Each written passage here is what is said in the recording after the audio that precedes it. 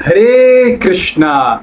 तो केवल सिर्फ एक दिन बाकी रह गया है साल के सबसे बड़े और सबसे कठोर एकादशी के लिए, और वो है पांडव निर्जल एकादशी। हालांकि ये सबसे कठिन एकादशी है, लेकिन ये सबसे उत्तम फल प्रदान करने वाला है। ये एकादशी 18 जून को ये एकादशी प्रारंभ होने वाला है, यानी कि मंगलवार से।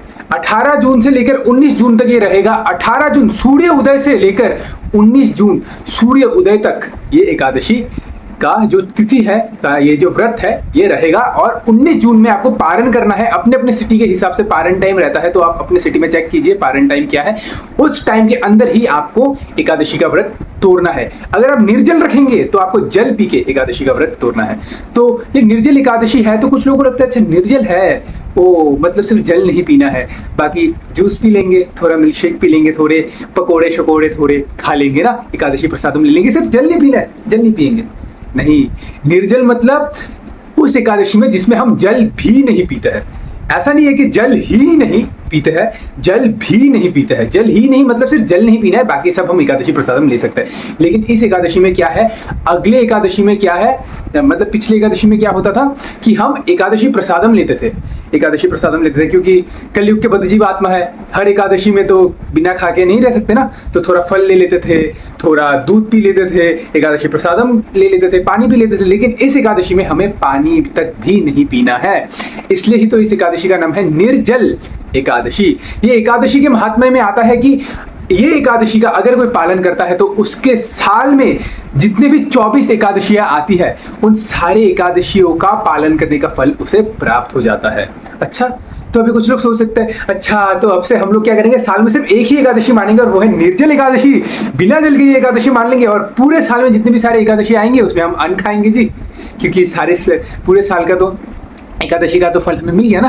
तो हम लोग क्या करेंगे, सिर्फ निर्जल पालन कर लेंगे। निर्जल एकादशी साल में एक दिन आएंगी, एक बार आएगी, वो हम पालन कर लेंगे और पूरे साल हम लोग एकादशी का पालन नहीं करेंगे।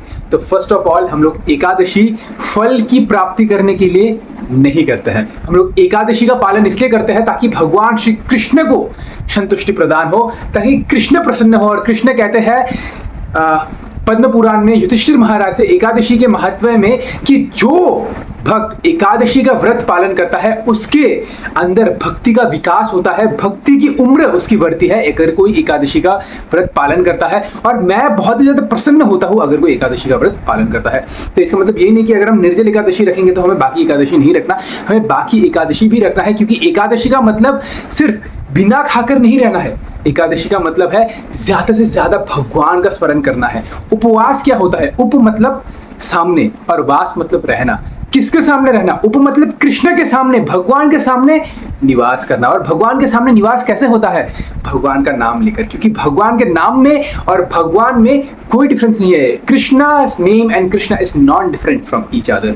तो इसलिए एकादशी में हमें ज्यादा से ज्यादा नाम लेना चाहिए।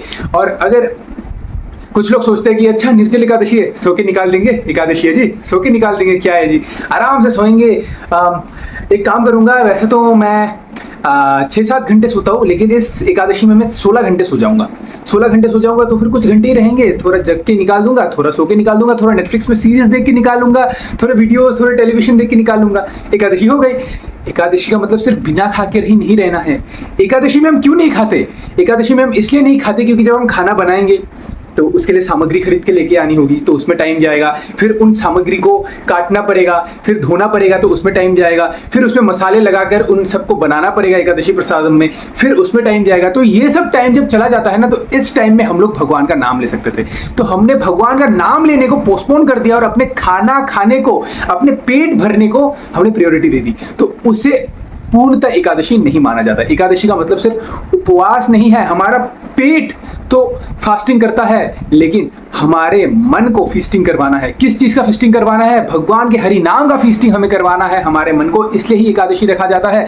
एक भक्त ने श्रील प्रभुपाद जी से कहा था कि प्रभुपाद कल ना निर्जल एकादशी है, तो मैं ना कोई सेवा नहीं करूंगा प्रभुपाद, मैं ना निर्जल एकादशी रखूंगा, मैं कोई सेवा नहीं करूंगा, मैं सिर्फ निर्जल एकादशी रखूंगा। प्रभुपाद ने उस भक्त से कहा कि आप एक काम करो, आप 3 टाइम अन्न खाओ, आप 3 टाइम एकादशी प्रसादम खाओ, लेकिन आप नाम जप करो, आपको निर्जल एकादशी रखने की कोई आवश्यकता नहीं है। अब निर्जल एकादशी क्यों रखते हैं हम लोग, मान लो कोई भी एकादशी हुई, उसमें हमसे कुछ भूल चूक हो गई, या फिर एकादशी तो हम लोग इतने शुद्धता से नहीं रख पाते ना, कुछ एकादशी हमारी मिस हो गई या कुछ एकादशी में हमने गलती से कुछ खा लिया, अन्न खा लिया या ऐसे कुछ पदार्थ खा लिए, तो वो सब एकादशी में जो जो गलतियां हुई थी, अगर हम निर्जल एकादशी रखते हैं तो वो सारी गलतियां माफ हो जाती है। अब क्या ये निर्जल एकादशी रखना कंपलसरी है, मतलब रखना ही पड़ेगा? देखिए, प्रभुपाद जी ने हमें कभी भी रिकमेंड नहीं किया है कि आपको निर्जल एकादशी रखना ही पड़ेगा, नहीं, ऐसा नहीं है।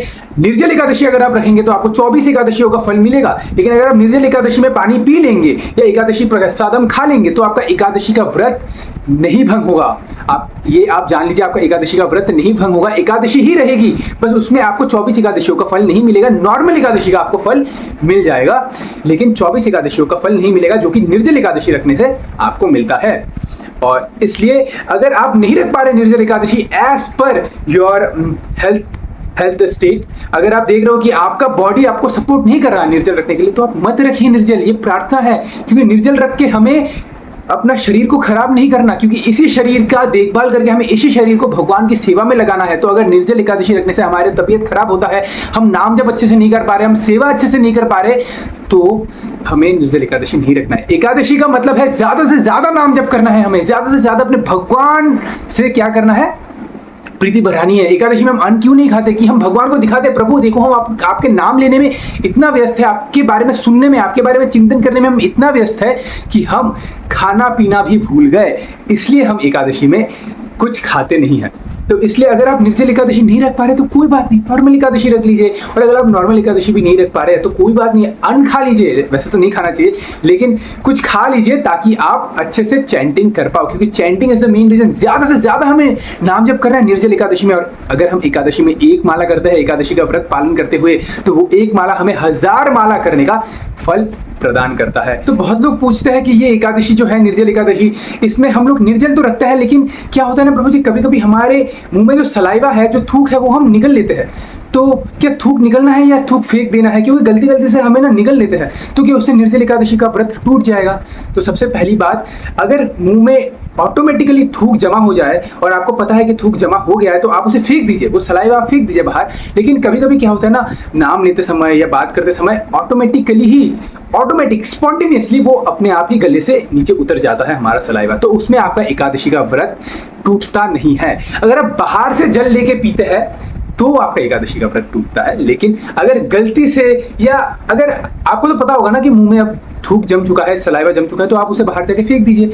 और अगर क्या होता है, अगर अपने आप से ही अंदर चला जाए तो उससे आपका व्रत नहीं टूटेगा, बाहर से पानी लेके पीने से हमारा व्रत टूट जाएगा। तो इसलिए ट्राई कीजिए कि ये अंदर ना जाए, और अगर स्पॉन्टेनियसली चला भी गया तो टेंशन करने की कोई आवश्यकता नहीं है, आपका व्रत नहीं टूटेगा। हरि नाम में ध्यान दीजिए, ज्यादा से ज्यादा भगवान का नाम जप कीजिए, भगवान के बारे में सुनिए और भगवान का स्मरण कीजिए। अगर आप ये 3 कार्य करते हैं ना, तो आपका एकादशी का व्रत ऐसे ही सक्सेसफुल हो जाएगा। ये एकादशी इतनी स्पेशल क्यों है, इसके महात्म्य में आता है, इसका नाम पांडव निर्जला एकादशी क्यों रखा? भीमसेन की वजह से इस एकादशी का नाम पड़ा पांडवा निर्जला एकादशी।